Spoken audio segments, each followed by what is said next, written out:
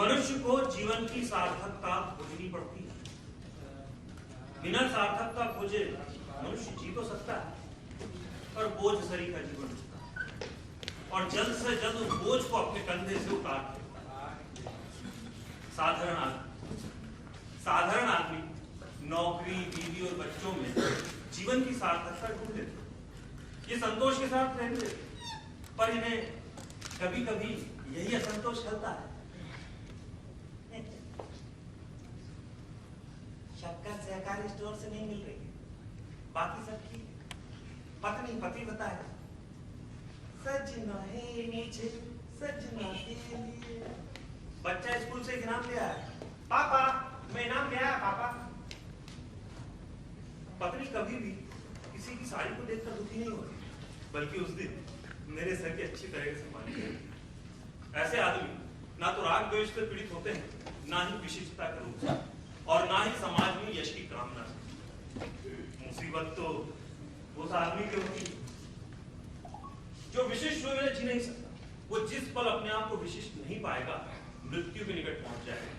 तो जिसकी कहानी मैं आपको सुनाने जा रहा हूं, वो शव यात्रा में लपेटा जाने वाला तौलिया हमेशा तैयार रखते हैं। किसी के मरने की खबर मिली नहीं कि इतना प्रसन्न होते हैं।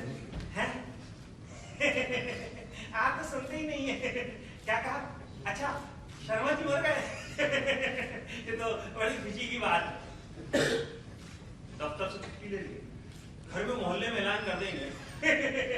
अरे अरे अरे गुप्ता जी, अरे आप तो सुनते ही नहीं है, अरे जल्दी आइए। अरे मिश्रा जी आप भी आ जाइए। अरे सुनती हो? अरे हाँ, अरे हम ये कह रहे हैं कि हम जरा भी आते हैं शर्मा जी की शव यात्रा से, ठीक है?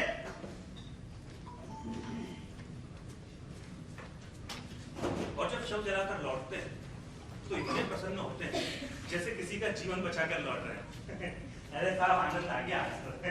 क्या होता है, क्या तो शव यात्रा थी साहब। अरे ऐसी शव यात्रा का तो क्या कहना था, सही में ऐसी शव यात्रा में तो जाना चाहिए। अरे सुनती हो? अरे भाई नहाने को पानी रख दो गरम, हम लौट आए हैं शव यात्रा से। वो इस शहर में इसी यश की सार्थकता पर जीवित है कि हर व्यक्ति की मौत मिट्टी में, मेरा मतलब शव यात्रा में जाती है। मैंने कभी ये नहीं सुना कि किसी को अस्पताल ले जाकर उसका जीवन बचाने की कोशिश की। वो तो इंतजार करते हैं कि वो कब मरता है। शायद रात भर इसी चिंता में ना सोते हों।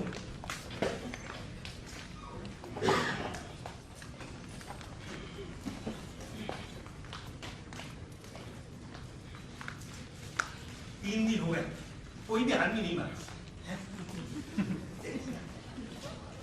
कम वक्त नींद भी तो नहीं आ रही। वैसे शव यात्रा से लौट कर जब स्नान करके सोते हैं, आह कितनी अच्छी नींद आती है। ये लोग मरते क्यों नहीं जल्दी?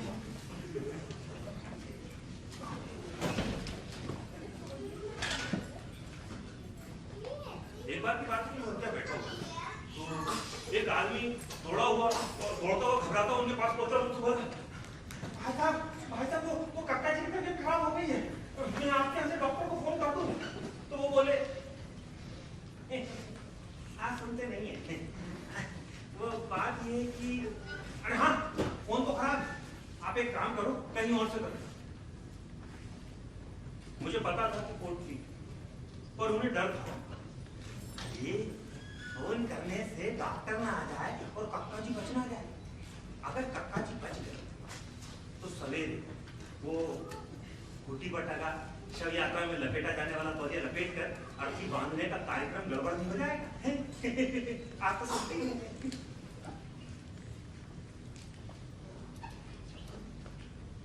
रात को कक्का जी मरे, वो मेरे भी परिचित।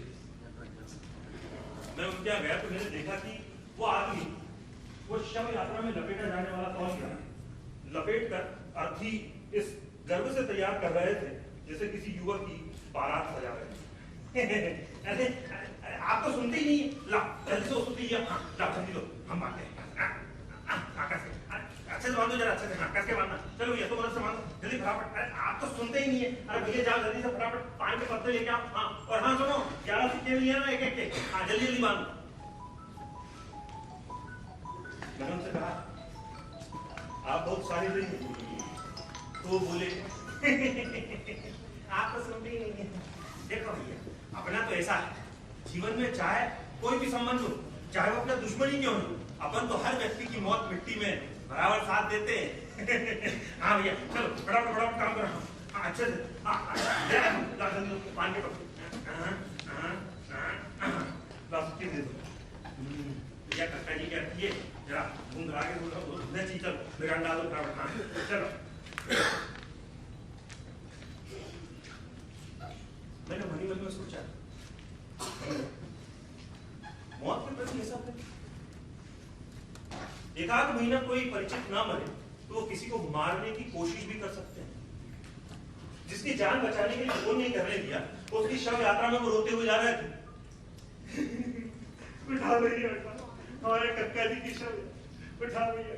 राम नाम सत्य, राम नाम सत्य, राम नाम सत्य, राम नाम सत्य। और लोग कह रहे थे कितना अच्छा आदमी है, हर व्यक्ति की मौत मिट्टी बराबर साथ देता है। हाँ हाँ सही कह रहा है, देखिए ना ऐसा रो रहे जैसे उसका सगा भाई मर गया। मैं उन्हें पहले समझ नहीं पाया।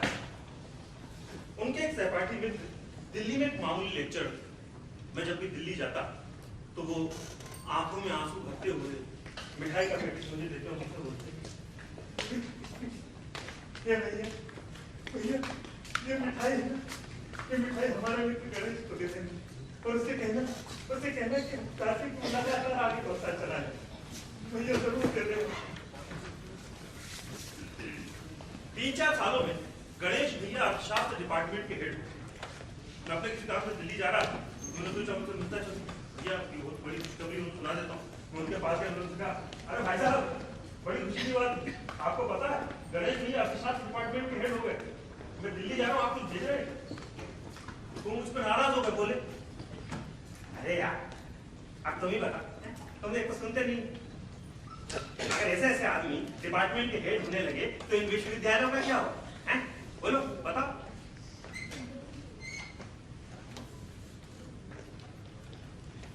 आंखों में आंसू उनके तब भी छलक आए मित्रता के कारण, पर वो खूंटी पर टंगे उस शव यात्रा के खोलियों को देखकर सोच रहे थे देखते हैं कि ये शव यात्रा वाला तालिया गणेश के काम कब आता है। लेकिन इस साला आगे बढ़ता चला जाता है। ऐसा प्रेम मैंने और लोगों में भी देखा। एक दिन की बात है कि मेरे एक करीबी रिश्तेदार की मृत्यु हो गई, तो मैं उसे कफन दफन की तैयारी में लगा हुआ था। तो अचानक वो मुझे रास्ते में मिले, कहने लगे भाई साहब आप सुनते ही नहीं क्या, हमें पता चला कि आपके करीबी रिश्तेदार की मृत्यु हो गई, तो हम भी चले आपके साथ ग्वारी घाट, मेरा मतलब है कि शमशान घाट। मैंने उनसे कहा नहीं आप रहने दीजिए, अरे 2500 रिश्तेदार है वो सब कर लें। मगर वो गिड़गिड़ाने लगे, कहने लगे भाई साहब हमें भी ले चलिए, हमें शव यात्रा में जाना बड़ा अच्छा लगता है। अरे आप तो समझते ही होंगे, प्लीज हमें भी ले चलिए ना। अरे हम आपके पैर पड़ते हैं भाई साहब हमें भी ले चलिए ना शव यात्रा में, भाई साहब हम भी आएंगे।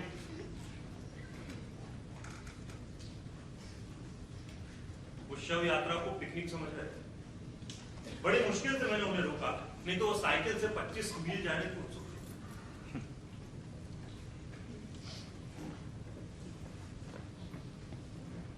जीवन से ऐसा द्वेष और मौत से ऐसा प्रेम क्या कहा? मनुष्य के भीतर रहस्य की कई परतें होती हैं और कौन कब तक परतें हटाएगा। यूं तो उस दिन कथावाचक पंडित जी कह रहे थे बस बस बस बस भक्तजनों मैं आज आपको जो बात बताने जा रहा हूं वो आपके जीवन में एक चमत्कार करेगी।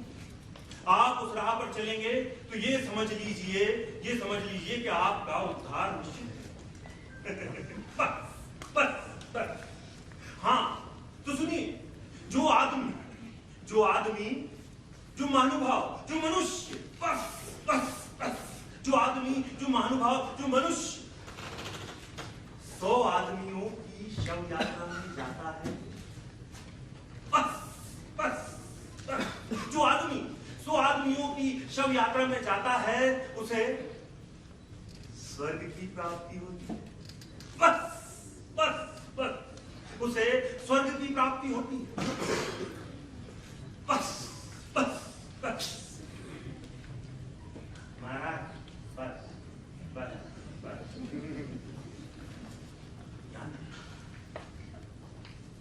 ये शव यात्रा वाला तौलिया शास्त्र के आदेश के अनुसार ही है। वो इस शव यात्रा के तौलिए में जीवन की सार्थकता को खोज कर मजे में यश के साथ जी रहे। सार्थकता जीवन को जीवन में संघर्ष भी देती है और मौत की तरफ भी ले जाती है, दूसरों की मौत की तरफ। लेकिन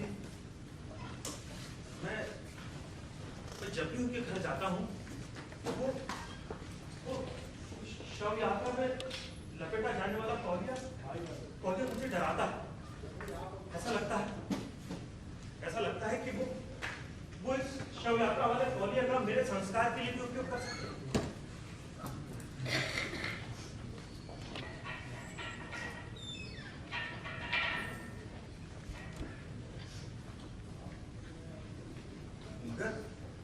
वो बहुत अच्छे तरीके से बात करते हैं, भोजन कराते हैं, साथ बैठते, सम्मान देते हैं।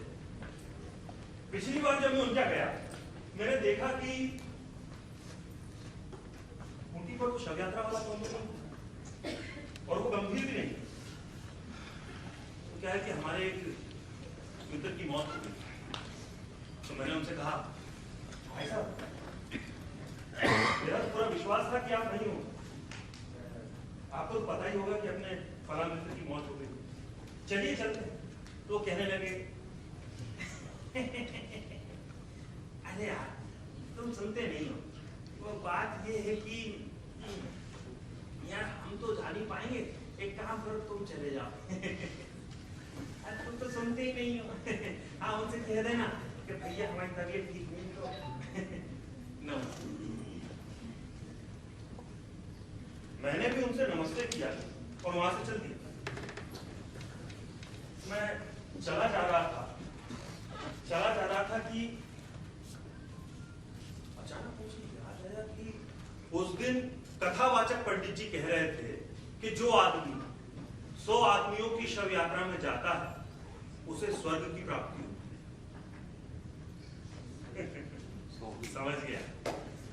समझ गया कि इनकी 100 शव यात्राएं पूरी हो चुकी है और 101वें मित्र के ना तो इन्हें जीने की चिंता है और ना ही ठीक से उसकी मृत्यु।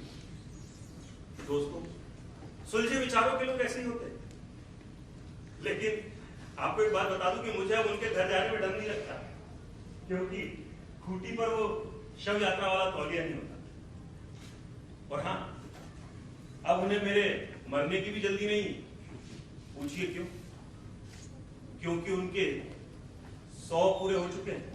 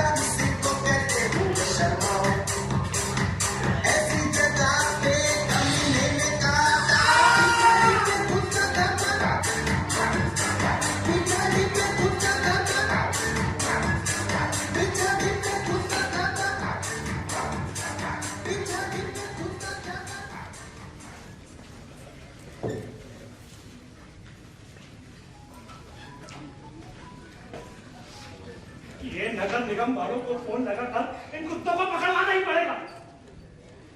जब इस गली से निकलो बस ये कुत्ते अपनी पूल धोकर पीछे पड़ जाते हैं। कुत्तों से मेरा नाता बहुत पुराना है। एक बार क्या हुआ कि हम अपने परिचित के साथ उनके मित्र के घर गए। परिचित ने जैसे ही बंगले में गाड़ी घुसाई, हम गाड़ी से उतरे और हमने अपने परिचित से पूछा, भाई इनके घर में कुत्ता तो नहीं है? तो कहने लगे, कुत्तों से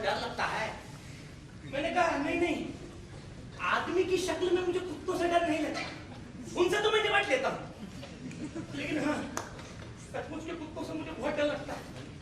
कुत्तों वाले घर मुझे बिल्कुल पसंद नहीं, क्योंकि ऐसे घरों में जब जाओ तो मेजबान से पहले कुत्ता आपका भौंक भौंक कर स्वागत करता है। हम अपने परिचित के घर गए, हमने अपने परिचित से नमस्ते भी नहीं की कि कुत्ते ने गाली दे दी।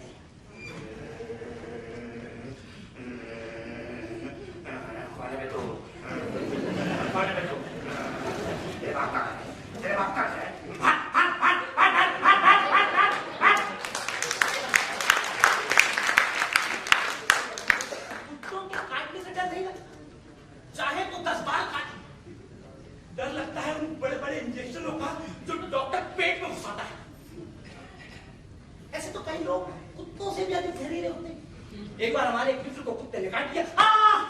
काट लिया, अरे काट लिया, अरे काट लिया। कब से मैं करने का मानो को फोन लगा रहा हूँ कि इस कुत्ते को पकड़ कर ले जाओ। वो देखो कैसा मुंह चिढ़ाता, पूछ लाता, वो गली में चला जा रहा है। काट लिया। वहां भीड़ इकट्ठी हो गई, सब अपने अपने हिसाब से कुत्ते के काटे का इलाज बताने लगे। अब बेटा मेरे हिसाब से इसमें तुम हल्दी लगा लो, जहर नहीं चलेगा। अरे साहब कैसी बात कर रहे हैं आप, हल्दी लगा लो हैं? अरे आप मेरे साथ चलिए, आजकल 14 नहीं लगवाने पड़ते, एक में ही काम हो जाता है। चलिए चलिए। तभी मैं वहां आया और मैंने कहा अरे रहने दीजिए, छोड़िए, उन्हें कुछ नहीं होगा। कोई जाकर बेचारा उस कुत्ते को देखो, कहीं वो ना मर जाए। एक बार हमारे परिचित ने हमें खाने के लिए अपने घर बुलाया। हम बढ़िया तैयार भैया होकर निकल पड़े अपने परिचित के घर। चले जा रहे थे कि बंगला आ गया। हम बंगले में घुसते इससे पहले हमने देखा कि बंगले पर एक तख्ती लगी हुई थी, उस पर लिखा था कुत्ते से सावधान। हम उल्टे पैर वापस अपने घर आ गए। थोड़े दिनों बाद जब वो परिचित हमें बाजार में मिले तो कहने लगे, क्या भाई साहब आपको हमने अपने घर पर खाने को बुलाया था ना, आप आए क्यों नहीं? मैंने कहा जी मैं आया था, लेकिन आपके बंगले पर एक तख्ती टंगी हुई थी, इस पर लिखा था कुत्तों से सावधान। मुझे लगा उस घर में इंसान रहते हैं, पर नेम प्लेट तो कुत्ते की थी। साहब मार्क ट्वेन ने लिखा है, आप मरते हुए कुत्ते को 2 रोटी खिला दे, वो आपको जीवन में कभी नहीं काटेगा। इंसान और कुत्ते यही मूल अंतर है। मैंने आपको बताया ना कि कुत्तों से मेरा नाता बहुत पुराना है। एक बार का किस्सा याद आता है, हमें अपने शहर से बाहर जाना था और उस दूसरे शहर में हमें 2-3 दिन रुकना था। सोचा ना क्यों ना किसी मित्र के यहाँ जाकर रुके। हम निकल पड़े। चलते चलते जब उनके शहर पहुंच गए और उनके घर के दरवाजे पर पहुंचे, घंटी बजी। अंदर से वही जानी पहचानी आवाज सुनाई।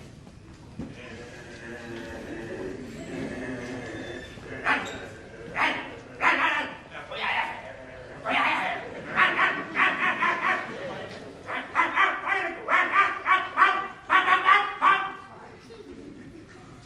तुरंत 2 कदम पीछे। तभी घर के मालिक अपने कुत्ते को डांटते हुए कहा, टाइगर मतलब शेर। उनका कहना यह था कि भाई ये कोई चोर उचक्के नहीं है, तू इतना वफादार मत बन। वो कुत्ता देख रहा था कि घर का मालिक खुद हमें अपने साथ घर के अंदर ले जा रहा है, पर वो लगातार भौंकता जा रहा है। अंदर कहाँ ले जा रहे हो, अंदर कहाँ ले जा रहे हो, मैं बाहर पकड़ रहा हूँ और इसे अंदर ले जा रहे हो। भाई मैं घर के अंदर, जब घर के अंदर आकर बैठा तो मैंने सोचा यार ये तो कोई उच्च वर्गीय कुत्ता है, लगता बिल्कुल वैसा ही था। साहब मैं उच्च वर्गीयों का बड़ा आदर करता हूँ, अरे वो कुत्ता ही क्यों ना। वो कुत्ता बराबर मेरी तरफ देख रहा था और घुरा रहा था, जैसे कह रहा हो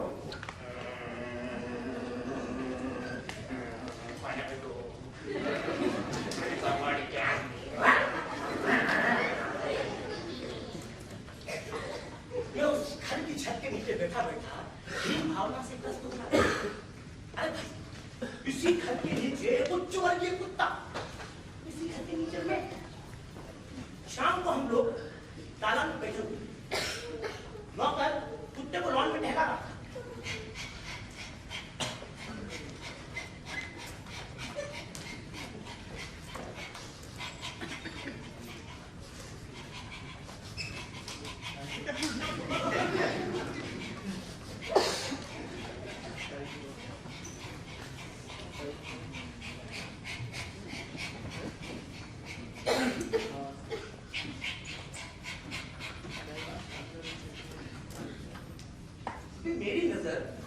घर के दरवाजे के मेन गेट पर पड़ी थी।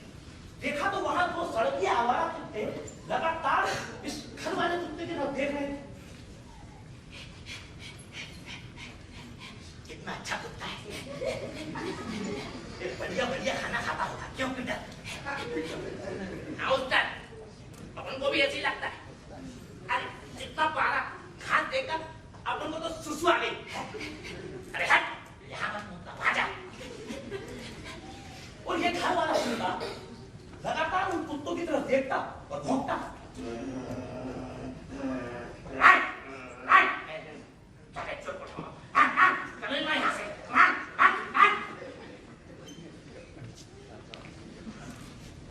तभी मेरी नजर उस घर से लगे हुए एक बंगले पर पड़ी। उसकी बालकनी पर भी एक कुत्ता था, एकदम गोलदार, चमकीले बाल, चमकती आंखें। वो जरूर कोई उच्च वर्गीय कुत्ता था। वो कुत्ता लगातार घर वाले कुत्ते को देखता, अपनी पूंछ हिलाता और इशारे करता।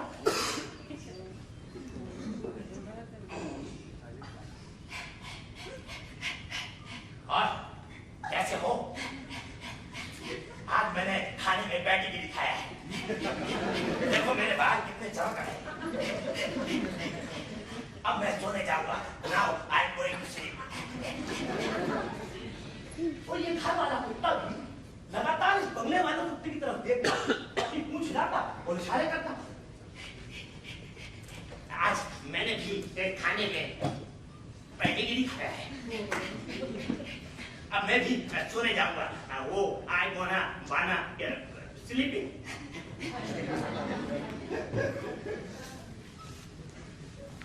मुझे उस कुत्ते के वर्ग पर शक होने लगा, क्योंकि ये सर्वहारा कुत्तों पर भौंक रहा था और उच्च वर्गीय कुत्ते को देखकर पूछ रहा था। बंगले के मालिक में था। अरे साहब, ये तो रोज की बात है। जब भी हमारा कुत्ता लॉन में टहलता है, ये सड़क के आकार कुत्ते हमारे बंगले के दरवाजे पर खड़े हो जाते हैं और ये उन कुत्तों को देखकर भौंकता है और उस बंगले वाले कुत्ते की तरफ देखकर पूंछ हिलाता है। तो मैंने कहा, साहब ये बात गलत है।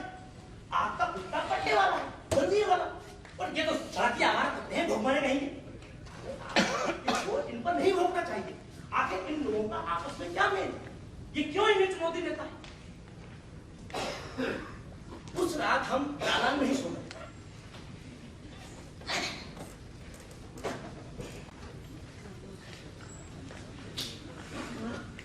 वो उस घर वाला कुत्ता तख्त पर जंजीर से बंधा सो रहा है।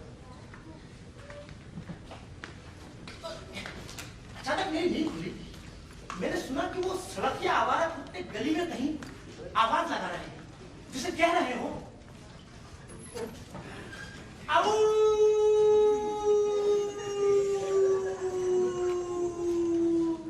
कहाँ है तू?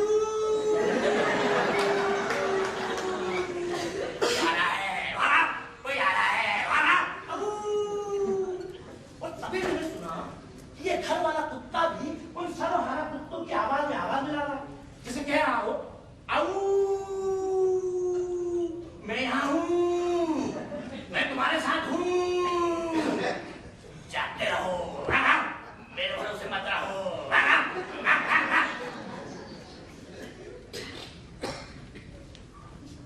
आखिर इस कुत्ते का चरित्र है क्या? साहब, ये उच्च वर्गीय चरित्र नहीं हो सकता, क्योंकि मेरे घर के बराबर वाले घर में थे दो कुत्ते। वो थे एकदम रौबदार। मैंने उन कुत्तों को कभी भौंकते नहीं सुना। अगर कोई पास से गुजर भी जाए तो वो उस पर झपटते नहीं। वो थे उच्च वर्गीय कुत्ते, अंदर से आत्मसंतुष्ट।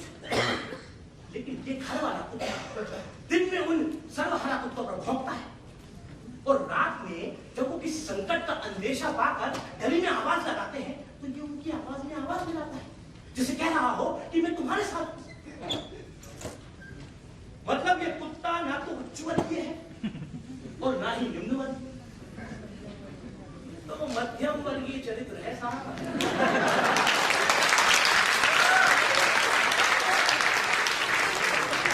ये कुत्ता मध्यम वर्गीय कुत्ता है। तीसरे दिन शाम को जब हम घर वापस लौटे तो मैंने देखा कुत्ता अपने तख्त पर निधान पड़ा।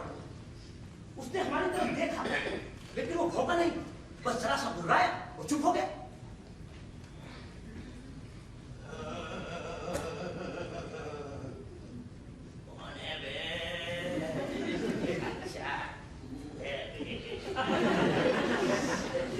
मैंने बंगले के मालिक से कहा, साहब क्या बात है, आज आप तो भौंक नहीं रहा। तो कहने लगे, क्या बताएं साहब, नौकर की गलती की वजह से वो घर का दरवाजा खुला रह गया। वो सड़क के भुखमरे कुत्ते तो इसी ताक में थे, मैं भी घर पर नहीं था, बस ये जंजीर से बंधा हुआ था, वरना हमारा टाइगर 2-4 कुत्तों से पिट जाए, ऐसा हो ही नहीं सकता। वो घर में घुसा, इनको काटा, खदेड़ा, इंतजार कर रहे हैं डॉक्टर यादव का, आएंगे तो इन्हें इंजेक्शन लगाएंगे। आइए चलिए। मैंने सोचा ये वही मानसिकता है, मध्यम वर्ग, अपना ठीक, अपना आदमी ठीक। इनकी बात पर मुझे विश्वास नहीं। मैंने अपना दिमाग लगाया और मुझे लगा कि हुआ कुछ इस तरह होगा।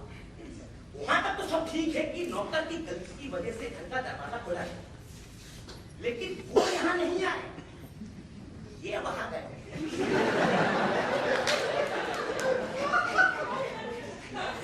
घर का दरवाजा खुला हुआ है, आज तो मुझे फैंटेसी के साथ डेट पर भी जाना है, निकल जाना।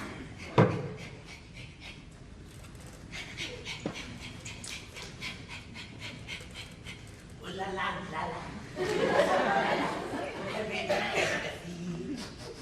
उलाला उलाला उलाला उलाला मैं सुसु आ गई, उलाला उलाला। और तभी मिल गए होंगे सड़क पर वो सर्वहारा कुत्ते जो बहुत दिनों से इनकी ताक में थे। हाँ बेटा बता, क्या क्या कंप्लेन है इनके नाम पर है, बोलो बता ना। अब बताने का गुरु, दिन में जब इसके घर के पास जाने का ना तो हमारे ऊपर भोंकने का, बहुत तक भोंकने का, जब सुसु भी आ रही हो ना तो करने भी देने का गेट पे। हाँ, और उसका रात को जब हम लोग आवाज लगाता ना, हाँ जैसे कोई गली में आ जाता है तो ये साला हमारी आवाज में आवाज मिलाने का, दोगला है इसका, दोगला। अच्छा मतलब भोंक, दिन में हाई क्लास, रात में लोअर क्लास। बेटा लगे भूरा और दोस्त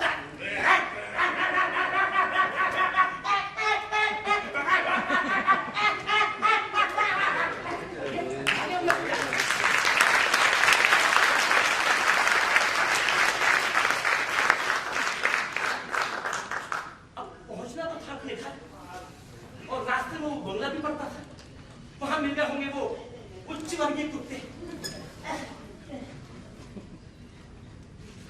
और उन्होंने कहा होगा,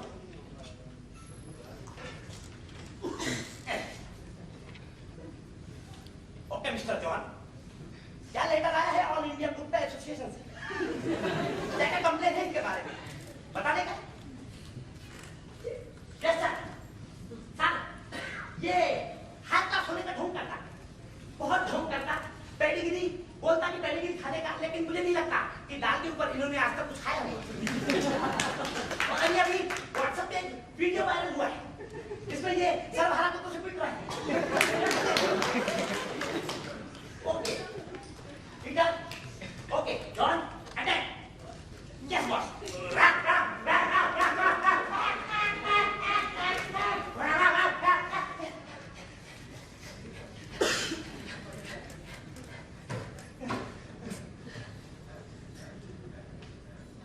और ये मुश्किल से अपनी जान बचाकर अपने घर तक आए।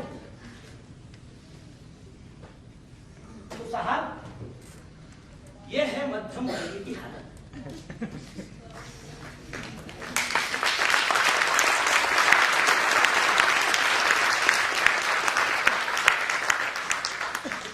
अपने आप को बड़ा दिखाने का ढोंग करने के लिए उच्च वर्गीय होने का नाटक भी करते थे, लेकिन जब किसी संकट का निवेशा आए और लगने लगे कि निम्न वर्ग बनने में ही फायदा है, तो निम्न वर्ग भी बन जाते हैं। तो साहब अब ये खुद इस तख्त पर बैठा बैठा अपने असली चरित्र का, अपने असली वर्ग का चिंतन कर रहा है। आओ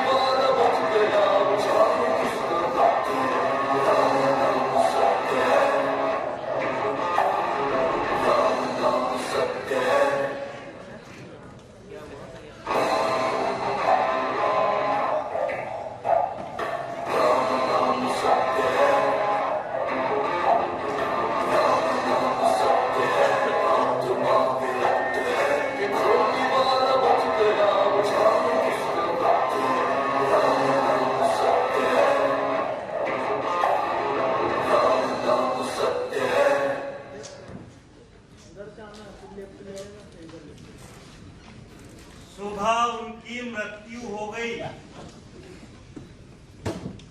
वो इतवार को छुट्टी के दिन मरे, बरसात का मौसम होने पर भी खुले दिन मरे।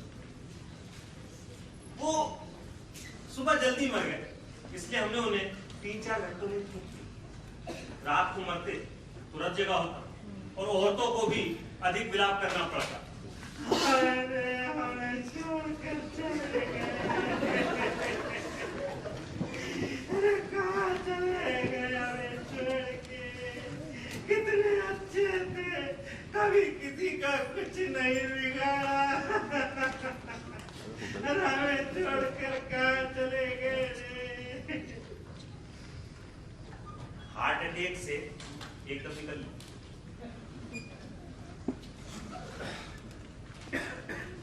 उन्होंने किसी को भी सेवा करने की तकलीफ नहीं। शनिवार को पूरा वेतन लेकर क्रियाकर्म का खर्च छोड़कर और हाँ वसीयत लिखकर मरे, ताकि घर में आगे झगड़े ना। जैसे जिए वैसे ही मरे। मैं अपने बरामदे में बैठा हुआ उन्हीं के बारे में सोच रहा। मेरे बरामदे में से उनकी सीढ़ियां साफ दिखाई देती। मैं उन्हें सीढ़ियां चढ़ते और उतरते देखता। वो बहुत हल्के पांव रखकर सीढ़ियां चढ़ते और उतरते। ऐसा लगता है जैसे सीढ़ियों को दबाना पड़े और सीढ़ियों को धक्का ना लगे, और अपने घर में ऐसा लगता है चोरी करने घुस रहा है।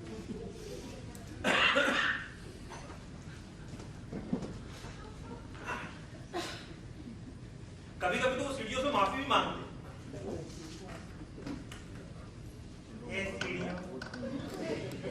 मुझे क्षमा कर, मुझे तुम्हारे ऊपर पैर रखकर जाना पड़ रहा है, पर क्या करूं, मेरी भी मजबूरी है। मुझे भी घर के अंदर तो जाना ही पड़ेगा। कैसी मुझे क्षमा कर।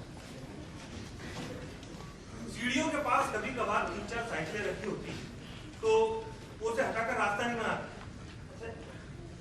आड़े तिरछे लचके होते हैं, बीच में से निकल और फिर कहते हैं मैंने किसी भी साइकिल को कष्ट नहीं दिया। मैं अपने बरामदे में बैठा होता तो वो मुझे नमस्ते कहते। आहिस्ता से आधा हाथ ऊपर उठाते और नमस्ते करते।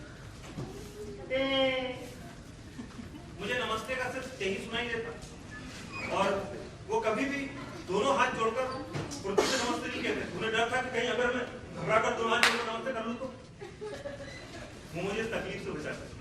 और हाँ, अगर मैं उनको जोर से नमस्ते कह दूं, अरे शर्मा जी नमस्ते, तो ठिठक जाते।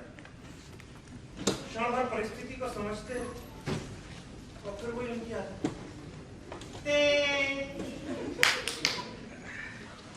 बड़े विचित्र आदमी।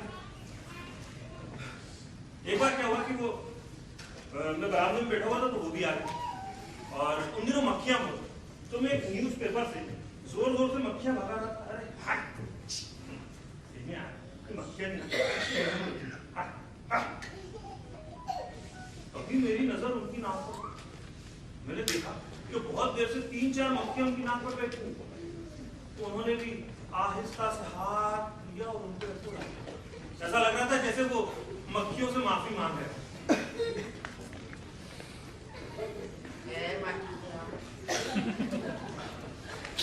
मुझे क्षमा कर, मेरा इरादा कभी तुम्हें तकलीफ देने का नहीं था, पर क्या कर, तुम मेरी नाक पर बैठी, मुझे तकलीफ हो रही थी। एक काम करो, क्षण भर के लिए दूर हो जाओ, चाहो तो वापस मेरी नाक पर बैठ जाना, ये नाक तो आपकी ही है।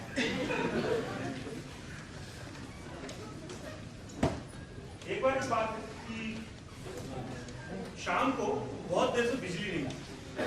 मैं अपने घर पर बैठा हुआ था, मोमबत्ती जला, तभी वो महाशय भी आ गए। मैंने उनसे कहा, भाई साहब बिजली चली गई। तो वो बोले, हाँ जी, अंधेरा हो गया। मैंने उनसे कहा, एक काम कीजिए, आप वो उस सामने वाले घर में जाकर फोन कर दीजिए, बिजली आ जाएगी। तो वो बोले, क्या करना जी, सभी के यहाँ तो अंधेरा है।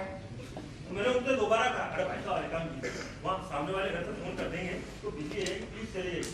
मगर वो नहीं गए, उनका वही जवाब था, क्या करना जी, सभी के यहाँ तो अंधेरा है। मुझे एक बात समझ में नहीं आया कि सबके अंधेरा हो जाने से उनका उजाला कैसे हो जाता है। मगर वो नहीं गए, शांति से बैठे। बरसात का मौसम था तो उनके घर के आगे कीचड़ जमा हो गया, तो वो भैया वहां से गुजर रहे थे।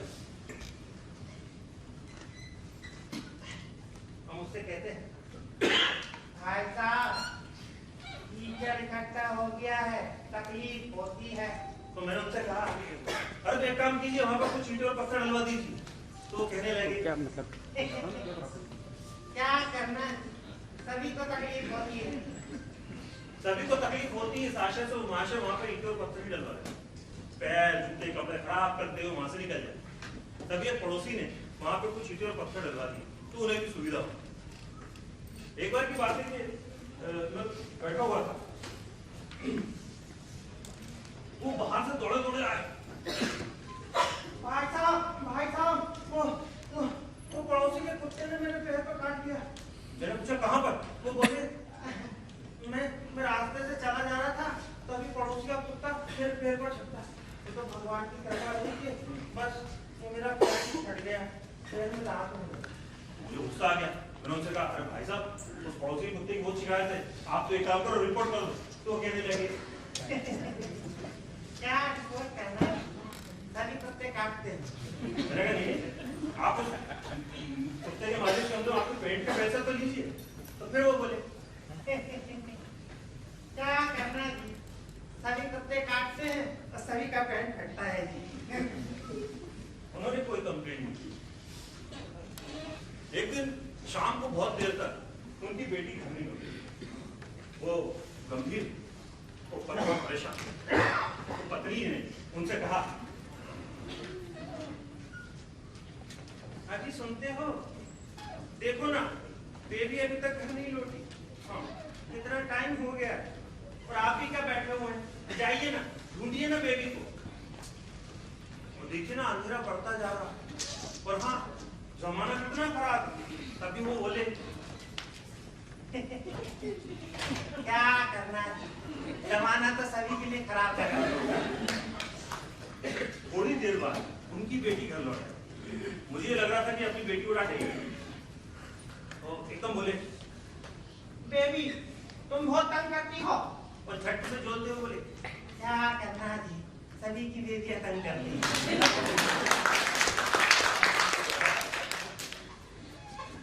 क्या हुआ कि देखते हुए कहीं जा रहे थे तो मैंने अरे भाई साहब, अरे आपको पता है, अरे सरकार महंगाई भत्ते की किस्त नहीं दे रही है। तो वो बोले, क्या करना जी, वो तो सभी को नहीं दे रही है। मैंने कहा नहीं आप लोग कुछ नहीं कर रहे। तो वो बोले, भैया देने वाली तो सरकार है, हम तो लेने वाले हैं, जब सरकार देगी तब ले लेंगे।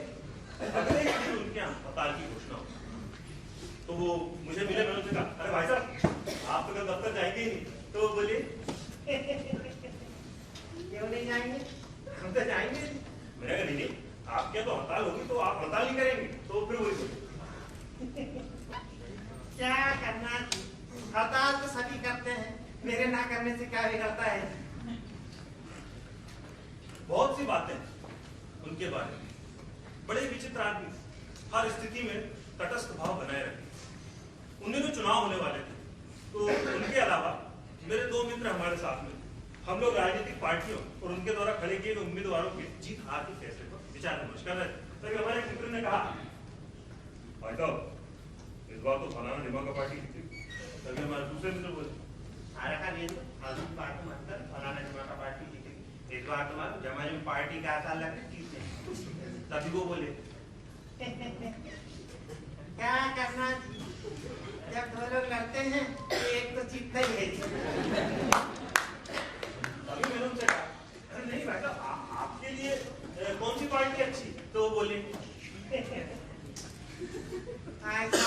मेरे लिए तो सभी पार्टियां अच्छी है। मैंने कहा नहीं आप वोट किसको देंगे? तो वो बोले, मैं तो वोट डालने जाऊंगा ही नहीं। वोट डालने से क्या हो जाएगा?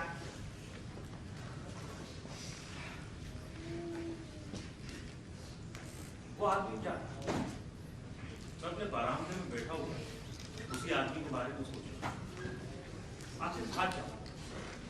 वो एक ऐसा आदमी था, अगर आप उसके सामने जलती हुई मशाल भी लेके जाओ तो वो भी बुझ जाए।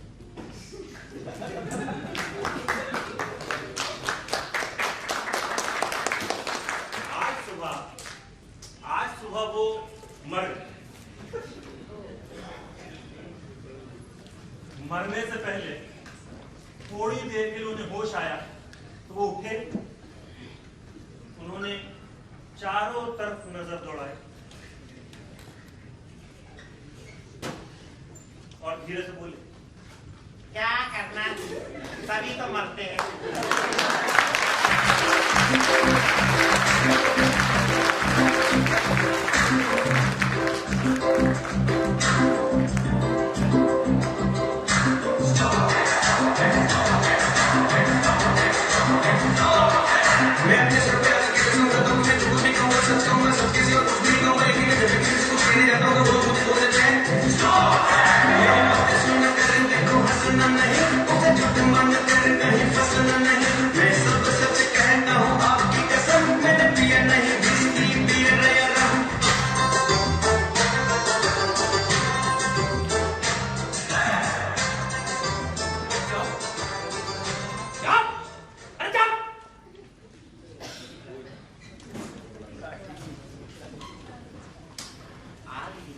सुविधा खोजने में मारा जाता है।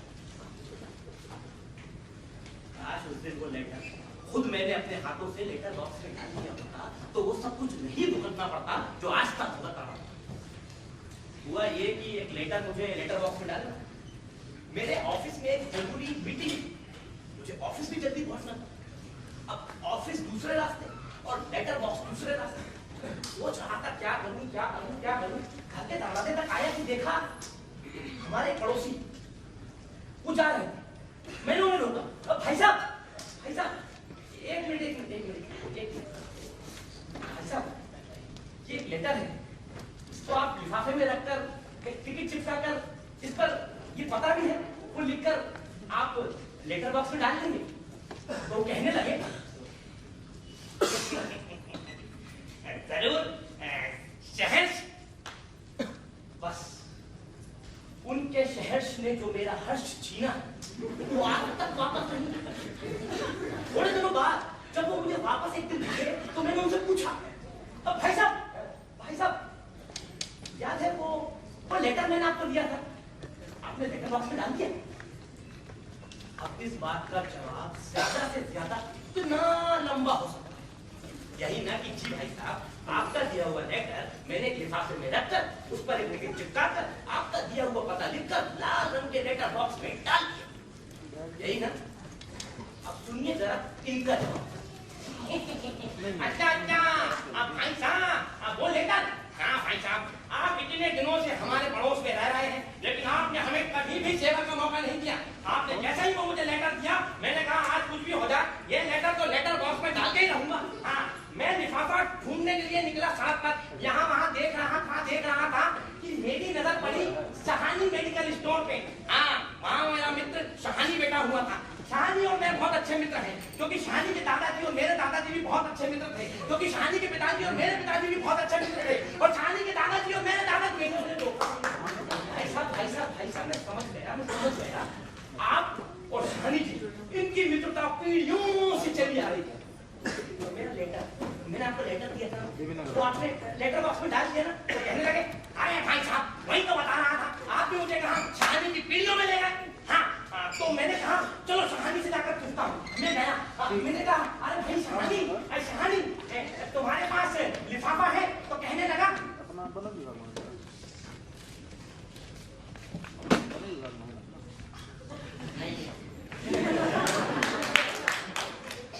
एक है तो मैंने कहा है लिफाफा चाहिए और कह रहा है ठीक है।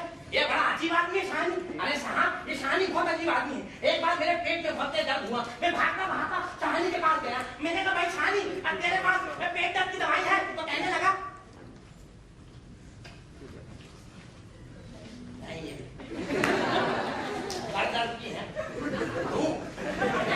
ये कोई बात हुई? आदमी के पेट में दर्द हो रहा है और सर दर्द की दवाई खा ले? आप ही बताइए साहब, अगर मेरे सर में दर्द हो रहा है तो पेट दर्द, मतलब कि पेट में दर्द हो रहा है तो सर दर्द की दवाई कैसे खाऊंगा? बताइए आप, ये भी कोई बात हुई? मैंने कहा नहीं गलत है बिल्कुल गलत है। कैसे कर दिया? लेकिन साहब मैं आपसे लेटर का पूछ रहा था, आपने वो लेटर बॉक्स में डाला कि नहीं? तो कहने लगे अरे साहब वही तो बता रहा था, आपने मुझे कहा सर दर्द और पेट दर्द में लेगा। हाँ तो क्या हुआ? मैंने शानी से कहा अरे चल भाई शानी तू मुझे ऐसा कर टिकट ही दे। मैंने टिकट लिया और मैं सोचने लगा लिफाफा कहाँ से लाऊं। मैंने यहाँ सोच के रखा था आपका दिया हुआ लेटर बॉक्स में डालकर रहूंगा। मैंने भगवान से प्रार्थना की, हे भगवान आज डाकिया को थोड़ा लेट कर देना। अगर भगवान से कुछ सच्चे दिल से मांगो ना तो भगवान जरूर दे देता है। तो मैं सोच रहा हूँ मैं इतने दिल से भगवान से सच्चे दिल से मांग रहा हूँ, ये आदमी इतना बता दे कि मेरा दिया हुआ लेटर बॉक्स में डाला कि नहीं? ये भगवान मेरे क्यों नहीं सुन रहा? साहब वो लेटर आपने लेटर बॉक्स में डाला कि नहीं? अरे साहब वही तो बता रहा था, आप भी मुझे कहा भगवान जी के पास ले गए। हाँ तो मैंने कहा अब लिफाफा कहाँ से लाऊं ढूंढ ही रहा था कि तभी मुझे मेरा दोस्त राजू मिल गया। राजू बहुत अच्छा आदमी है साहब। मैं राजू के पास गया, मैंने कहा भाई राजू अब तेरे पास लिफाफा है? तो कहने लगा लिफाफा है लेकिन उस पर मेरी फर्म का नाम लिखा है।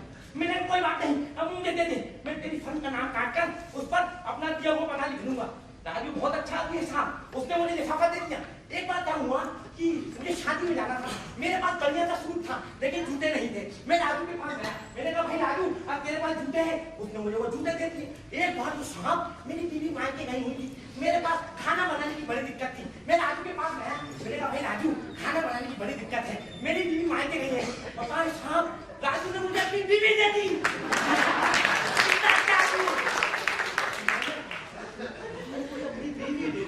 उससे अच्छा आदमी कौन हो सकता है? आप ये बताइए वो लेटर आपने लेटर बॉक्स में डाल दिया ना? तो कहने लगे अरे साहब वही तो बता रहा था, आप बीच में टोक देते हैं। हाँ तो मैंने वो लिफाफा ले लिया। अब मेरे पास लिफाफा भी था और टिकट भी था। मैंने जेब में हाथ डाला, काम ले लिया और कलम को लाया हूँ। अब क्या करूँ? मैं वापस राजू के पास गया, मैंने कहा भाई राजू अब कलम दे दे, और राजू ने मुझे कलम दे दी। हाँ अब मैंने सोच लिया था अब तो आपका लेटर मैं लेटर बॉक्स में डाल कर रहूंगा। अगर डाक देख भी गया तो मैं आपका लेटर पोस्ट ऑफिस तक लेकर जाऊंगा। अगर पोस्ट ऑफिस भी बंद हो गया तो मैं आपका लेटर रेलवे स्टेशन तक लेके जाऊंगा।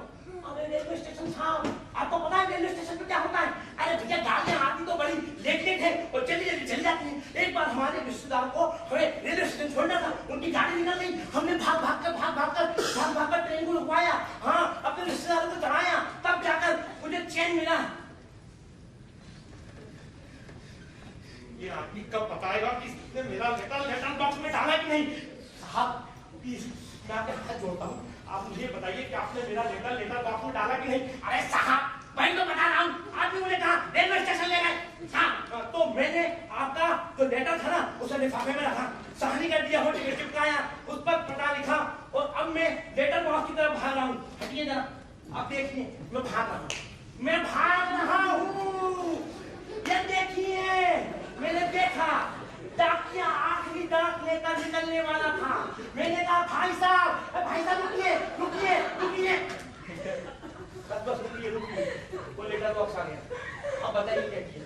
अरे भाई तो बता रहा हूँ, मैंने डाकिया से कहा डाकिया महोदय ये लेटर आप अपनी डाक में शामिल कर लीजिए। डाकिया बहुत अच्छा आदमी था। हाँ, उसने मेरा लेटर डाक में शामिल कर लिया। तब जाकर मैं हल्का हुआ।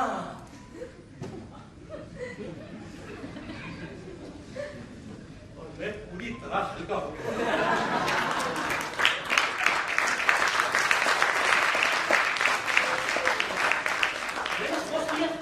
इस आदमी को जीवन में कभी कोई काम नहीं दूंगा, लेकिन एक जुर्म तो मैंने कर दिया था, उसका भुगतान तो मुझे करना ही। इस आदमी ने मेरा एक काम कर उस पर अधिकार से जमा दिया। मैं जब भी इसके घर के पास से निकलता, ये मुझसे पूछता, अच्छा भाई साहब कहाँ जा रहे हैं? ये पुलिस का आदमी है, ये खुफिया विभाग का, जो मैं इसे बताऊं कि मैं कहाँ जा रहा हूँ? ये भी कोई सवाल हुआ? कोई आदमी कहीं जा रहा है? भाई साहब कहाँ जा रहा है? कई लोग बड़े चालाक होते हैं, बस यूं ही कहकर बन्नी काट लेते हैं। अब जब भी मैं इसके घर के पास से निकलूं, ये मुझसे पूछे। एक दिन मैंने कहा कि वो सिविल सर्जन के घर जा रहा है, तो कहने लगा अच्छा और सिविल सर्जन, अच्छा मतलब डॉक्टर गुप्ता, वो तो हमारे चाचा जी के बड़े अच्छे दोस्त हैं। वो हमारे लिए नागपुर से ये बड़े नहीं ये बड़े संतरे लाते थे। मैंने कहा संतरों की हो रही और साइज का क्यों बता रहा है? जी वही जा रहा था। अरे वो तो हमारे चाचा जी के अच्छे दोस्त हैं, उन्होंने हमें गोद में खिलाया है। एक दिन और मैं इसके घर के पास से निकला, कहने लगा कहाँ जा रहा है? मैंने कहा कि वो प्रोफेसर तिवारी के घर जा रहा है। तो कहने लगा अच्छा अब प्रोफेसर तिवारी, वो तो मेरे पिताजी के बड़े अच्छे दोस्त थे। दोनों कॉलेज में साथ पढ़ते थे, साथ पेपर दिया करते थे, साथ नकल मारा करते थे और साथ फेल हो जाया करते थे। उन्होंने तो मुझे गोद में खिलाया है। किसी का भी नाम हूँ, वो इसका दादा चाचा मामा कोई ना कोई निकल आता और घंटों तक मुझे अपने रिश्तों के बारे में बताता रहता। मैं इसके घर के पास से निकलूंगा, ये मुझसे पूछेगा तो मैं कह दूंगा अबे डाकू जालम सिंह के घर जा रहा हूँ। तुरंत कहेगा अच्छा डाकू जालम सिंह, वो तो हमारे दादाजी के बड़े अच्छे दोस्त थे। दोनों गांव में साथ घूमते थे, साथ डाका डालते थे, साथ पकड़े जाते थे और साथ जेल चले जाया करते थे। उन्होंने तो मुझे गोद में खिलाया है।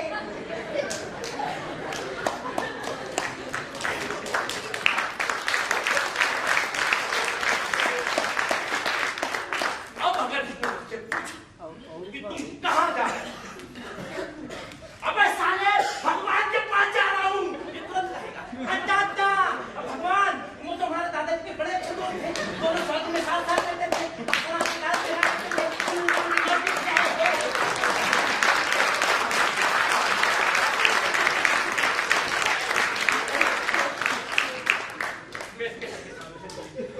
मैं अपने काम करने के लिए आधा मील का चक्कर लगा, इसलिए मुझे बादल कहने लगा अच्छा भाई साहब आजकल आप नजर नहीं आते। तो मैंने कहा क्या है ना, आजकल सारे काम घर पर रहकर करता हूँ, बाहर निकलता ही नहीं। तो कहने लगा अच्छा घर पे रहते हो, कल से घर ही आएंगे तुम्हारे दर्शन करने। मैंने ये क्या कर दिया, भक्सी को मैंने अपने घर का पता बता दिया। एक दिन मैं अपने घर पर सो रहा था, ये आए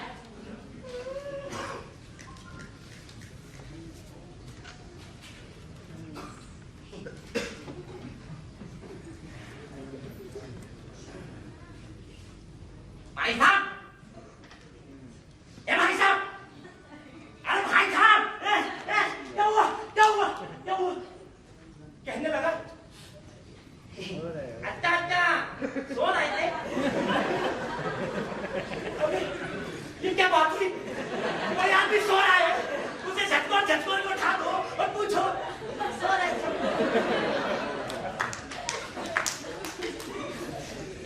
इसके चेहरे पर मुझे देखकर एक चमक सी आ जाती, जैसे सुरसा के चेहरे पर थी हनुमान जी को देखकर। हनुमान जी वायु मार्ग से चले जा रहे हैं।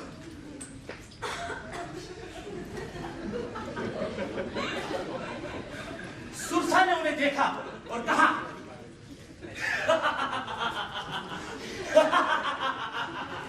आज सुरन मोहिद्दीन हारा, आज देवताओं ने मुझे भोजन दिया। ये मुझे देखता है, इसके चेहरे पर भी बिल्कुल वही भाव है। अच्छा, आज सुरन मोहिद्दीन हारा, आज तो देवताओं ने मुझे भी भोजन दिया। हम लोगों ने इसका नाम नरभक्षी रख दिया है, मैन ईटर ऑफ चंपावत। जब भी ये मुझे देखता है, इसके चेहरे पर एक हंसी आ जाती है। मैं घबरा सा जाता हूँ। ये मेरा हाथ छीन कर अपने पास चुरा लेता है, मेरे पैर पर पैर रखकर है तो मेरे कान पर बकवास करता रहता है। अच्छा हो भाई साहब, कैसे? अरे कैसा व्यू छोड़ देते हैं। अरे भाई साहब, आज आप मेरे यहाँ नहीं मिल पाऊंगा, बस छोड़ दे। अरे भाई साहब सुनिए तो मेरे यहाँ नहीं सुनना, मेरे कान खराब है, छोड़ दे। ये आपके कान पर बकवास करते जाएंगे और एक दिन इनकी बकवास सुनते सुनते आप मर जाएंगे। और